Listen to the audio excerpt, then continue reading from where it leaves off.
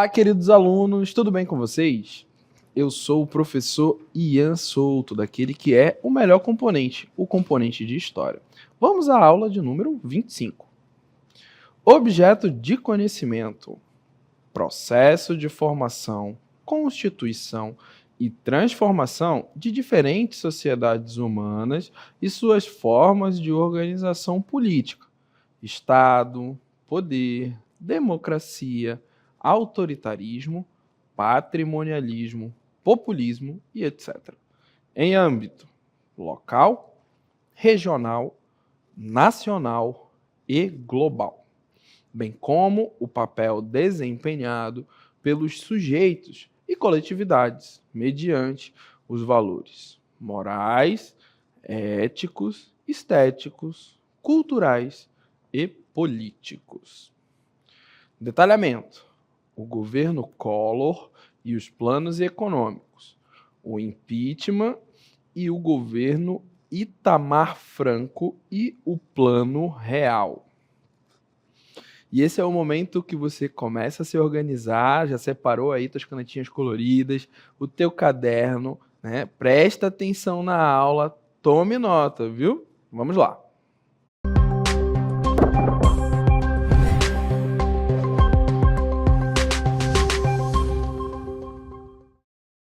Querido aluno, querida aluna, a nossa aula vai tratar de um momento muito importante na história do Brasil, tá bom? Iremos estar tratando, né, de governos importantes, tá bom?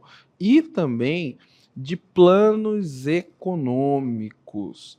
Vale ressaltar que o contexto, né, da nossa aula estará pautado, né, dentro do processo de redemocratização. Então, dentro do caminhar da história, né, estaremos falando de governos cada vez mais próximos da nossa atualidade, tá bom?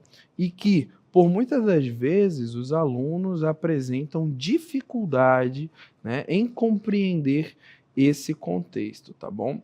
Então, vamos dar prosseguimento na nossa aula. O governo Collor e os planos econômicos. Olha só, o governo do Fernando Collor de Mello, ele foi um governo curto, pois ele dura entre 1990 e 92. Ele foi marcado por tentativas de estabilização econômica através de planos heterodoxos. O que seriam isso? Através de planos diferentes.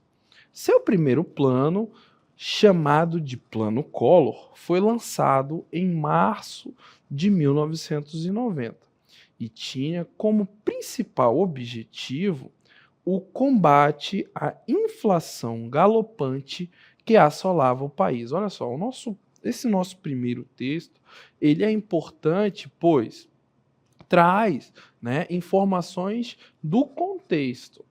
Se você aí, né, for rememorar aulas passadas, você vai lembrar que a nossa primeira Constituição, na verdade, minto, tá? A nossa Constituição de 1988, ela que é considerada a Constituição Cidadã, ela vai inaugurar um novo momento na história do Brasil, né? Que vai inaugurar o resgate da democracia, né? Então, esse momento, a partir de 88, é chamado, dentro do corte, né, historiográfico da história brasileira, é chamado do período de redemocratização. E o governo Collor, ele vai ser, né, dentro desse período da redemocratização brasileira, ele vai ser o primeiro em que, de fato, a população vai eleger depois, né, do período ditatorial. Então, você tem, né, Fernando Collor de Mello sendo eleito através do voto da população. Então, é um grande marco. E esse governo, ele vai ficar marcado, como você pôde perceber no nosso texto, que o governo dele durou apenas 2 anos. Então, muito provavelmente aconteceu alguma coisa para que ele não tenha conseguido, né, efetuar o seu mandato, né, que é no mínimo de 4 anos. E aqui nós podemos perceber a imagem dele, né? Aqui nós temos a imagem do Fernando Collor de Mello, né?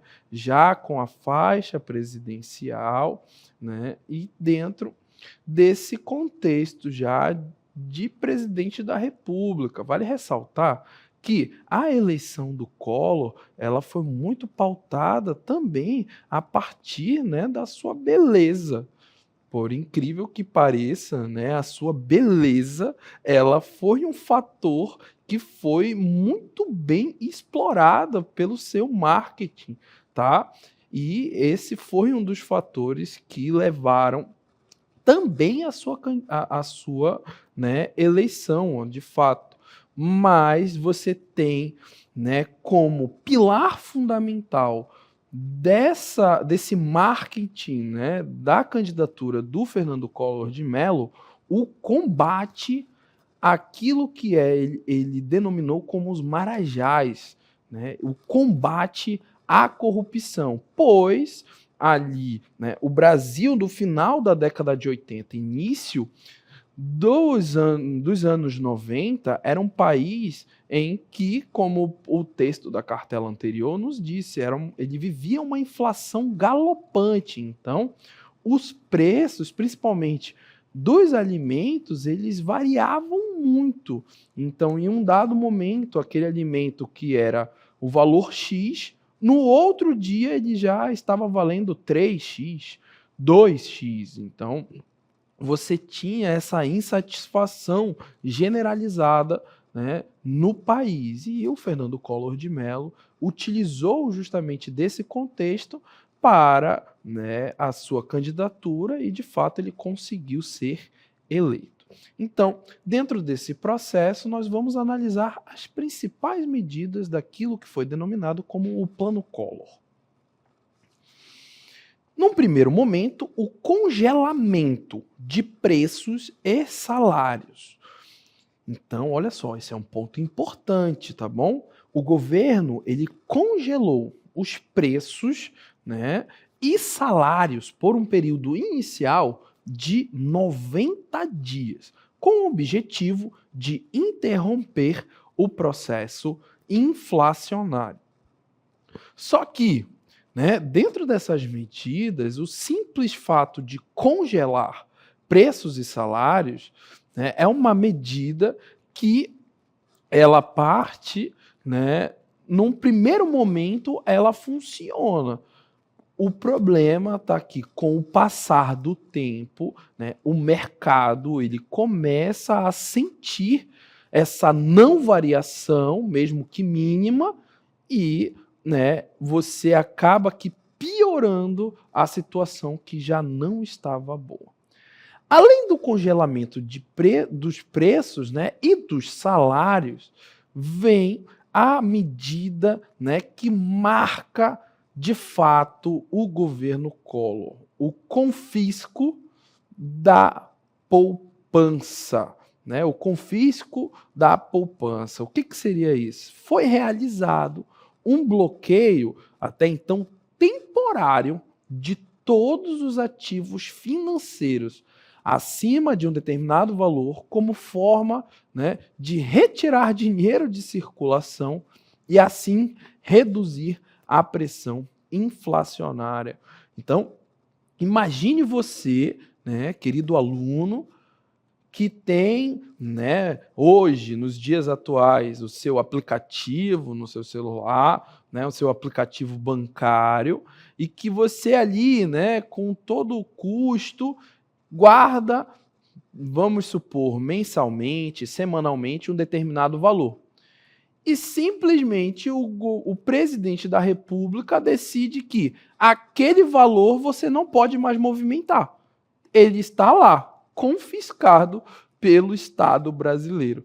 Você deve imaginar o nível de insatisfação popular que essa medida, que é uma medida até um quanto bizarra, gerou de imediato na população brasileira. E vale ressaltar que essas quantias que foram confiscadas, por muitas das vezes, na sua grande maioria das vezes, não foram devolvidas, né, para as pessoas que a detinham. Então, literalmente, o Estado brasileiro se apossou do dinheiro que estava guardado na poupança das pessoas.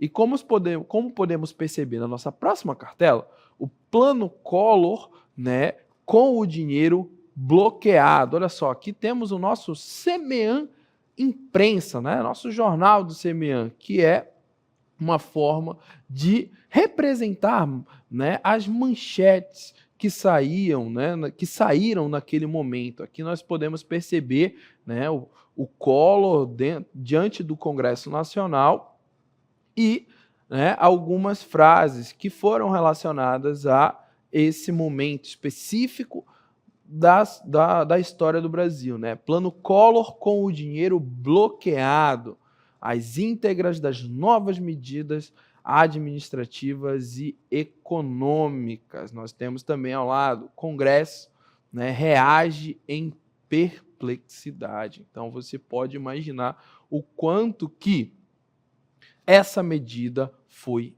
impopular e que, de um modo geral, vai, né, caminhar para o processo de impeachment do presidente até então, que era o Fernando Collor de Mello, tá bom?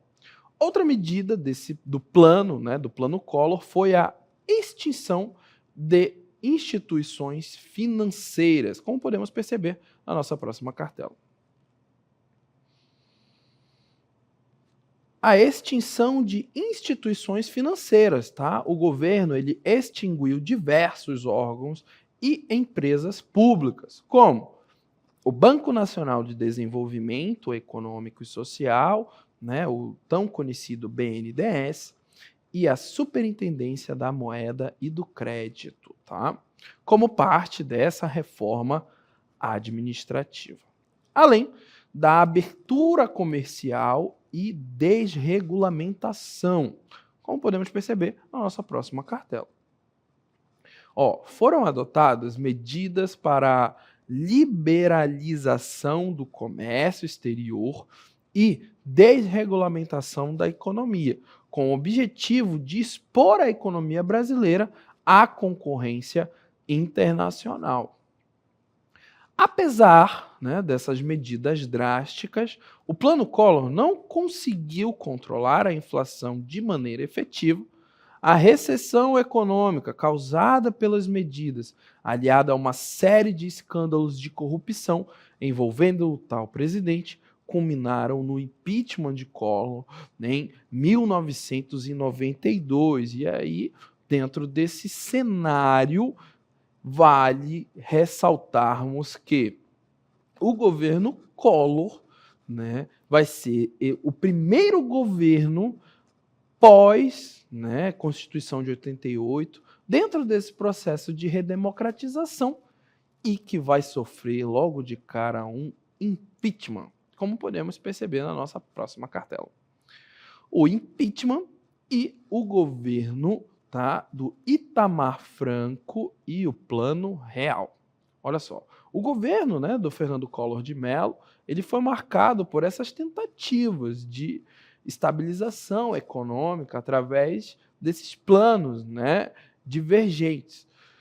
No entanto, esse plano ele não conseguiu controlar a inflação de maneira efetiva, né? Então, dentro desse processo, o governo do Fernando Collor de Mello não conseguiu de maneira efetiva controlar, muito pelo contrário, tomou medidas impopulares, como percebemos, né, no momento anterior da nossa aula, com o confisco, né, dos dinheiros guardados em poupança e, dentro desse processo, o discurso que era o discurso que o elegeu, que era o discurso de combate à corrupção, logo foi um discurso que foi por água abaixo, pois surgiram diversos escândalos voltados, né, a corrupção e a figura do Collor, e não somente a figura dele, mas também de familiares,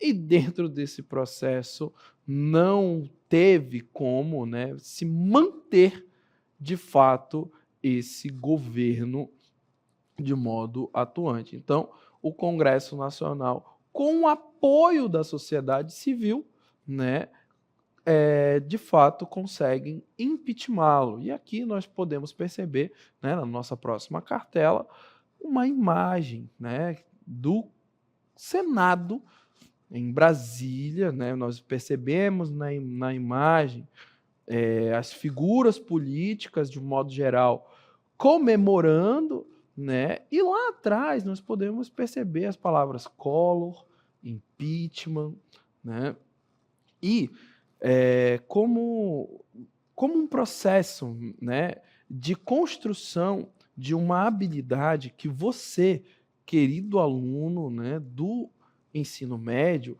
você precisa cada vez mais atentar para essa habilidade e construir cada vez mais, né, essa habilidade de leitura das imagens.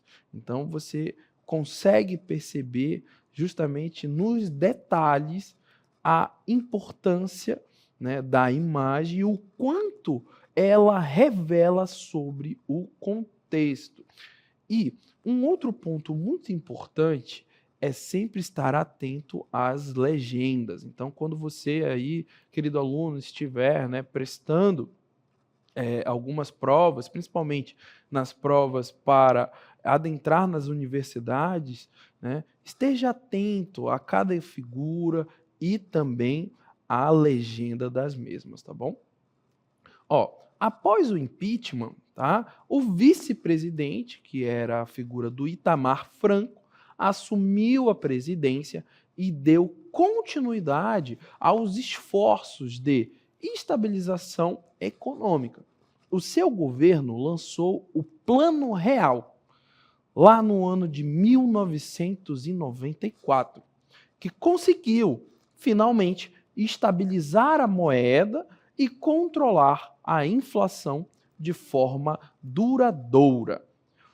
E agora nós podemos perceber, né, na nossa tela a figura do presidente do Itamar Franco. Vale ressaltar que, por muitas das vezes, reconhecer figuras históricas é uma habilidade que lhe traz, né, benefícios quando você está, né, ali na resolução de uma questão. Então, você, né, aluno do ensino médio, você conseguir identificar figuras históricas, por muitas das vezes lhe ajuda e lhe ajuda muito na hora, né, da tomada de decisão, né, na escolha de um item, tá bom? Ou de uma alternativa que seja a alternativa correta, tá bom? E dentro da característica do governo dessa figura histórica, né, que é o Itamar Franco, nós precisamos falar sobre o Plano Real. O Plano Real, ele foi estruturado em 3 fases principais, tá bom? Vamos lá. O ajuste fiscal, ele foi implementado, né, um pacote de medidas para reduzir o déficit público, como o corte de gastos e o aumento de impostos. Então, essa é uma medida, né, um quanto que simplória, mas que gerou resultados, né? Se você gasta menos e arrecada mais, de um modo geral, né, você vai estar gerando maior número de posses para o Estado. Então, uma medida simples e que gera um efeito imediato. Diminui os gastos públicos. O que seriam os gastos públicos?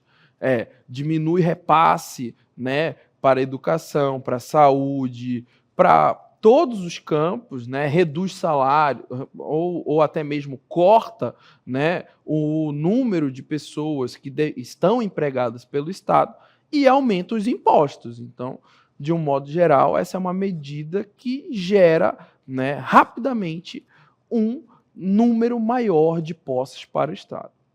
Além desse ajuste fiscal, nós temos a criação da unidade real de valor. Uma nova unidade, né, de conta foi criada, tá? Indexada à inflação, com o objetivo de servir como transição para uma nova moeda. Então, você criou, né, a unidade real de valor. Nós temos também, finalmente, o lançamento do real, né? Em julho de 94, o real foi lançado como nova moeda nacional, substituindo o Cruzeiro Real. Vale ressaltar que o lançamento do real, né, ele vai ser, como você deve perceber, vai ser muito benéfico e positivo. Afinal de contas, é a moeda que ainda está em voga, né, no nosso país até os dias atuais. Então, dentro desse processo, a criação do real, né, foi muito positiva.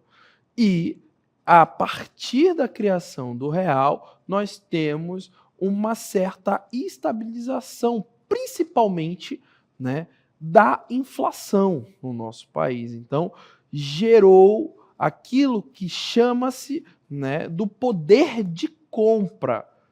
Então, em 1994, com apenas R$ 1, você poderia, né, estar aí obtendo diversos produtos. E aqui na nossa telinha nós temos a representação dessa cédula que ficou, né, marcada aí na memória dos brasileiros, a nossa cédula de R$ 1, que nos dias atuais já não está mais, né, em circulação, foi substituída pela moeda de R$ 1, mas essa cédula é uma cédula que, né, está marcada aí na memória dos brasileiros, né, pois ela de fato inaugurou uma nova fase, né, e quebrando com uma fase da inflação galopante,